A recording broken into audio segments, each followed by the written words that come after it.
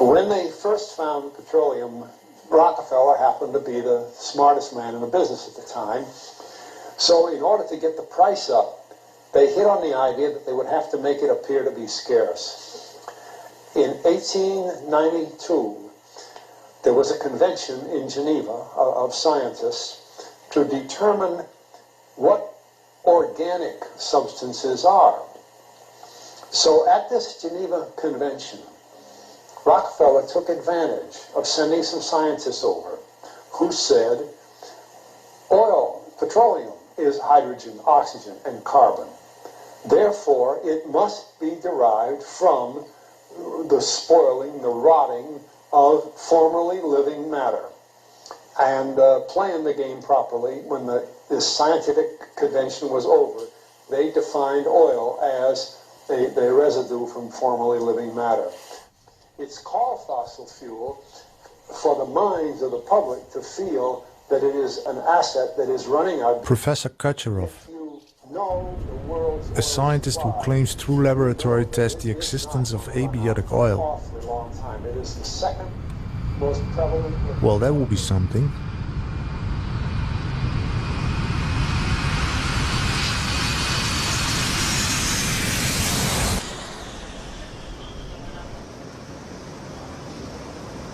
You, as a scientist, proclaimed and even proved a completely different theory about the existence of oil.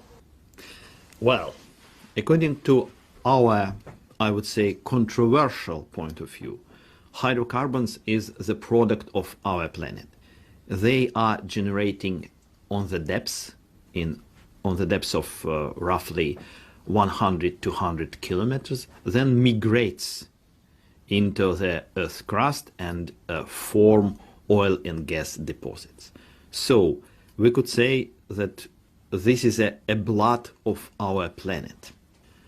How did we prove this concept? We make experiments.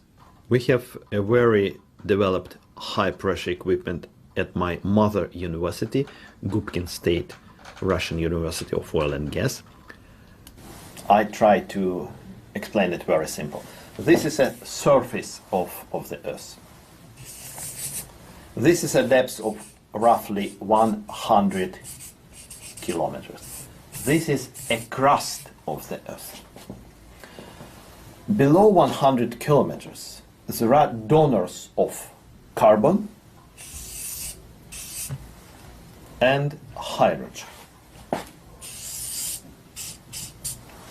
We add in this mixture ferrum oxide and put this mixture in the capsule, pressurize it, and rise the temperature. Then, in the end, we have a mixture of hydrocarbons in distribution of at least natural gas methane, ethane, propane, and butane. The mixture of these hydrocarbons from this depth to the crust could be moved via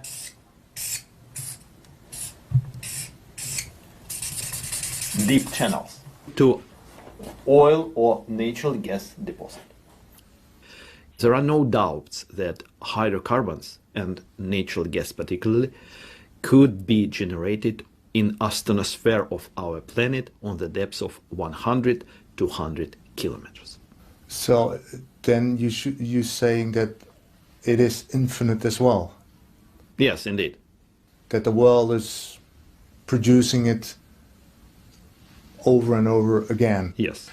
But I do hear stories that oil fields are running out and they're closing the oil fields because there's no oil anymore.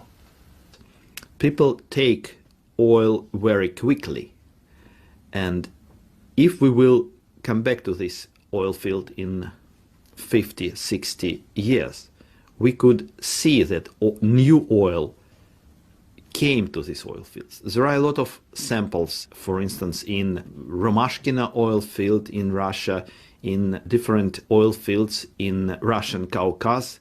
After a certain time, new oil came in old oil fields, and this oil could be only from the depths.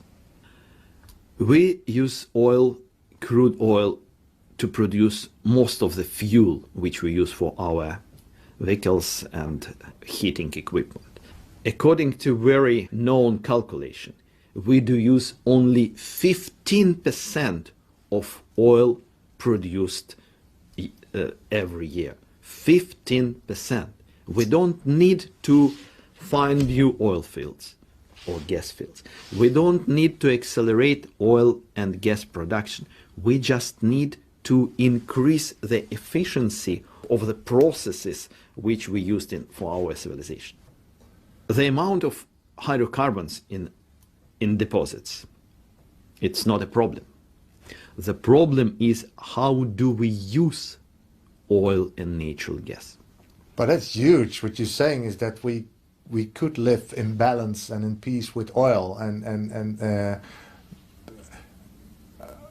which saves us millions of dollars. It would be economically and politically change the world on such a big scale. I can't imagine. Correct. And I mean, why I'm not reading and seeing this in the mainstream media? Your question is your answer.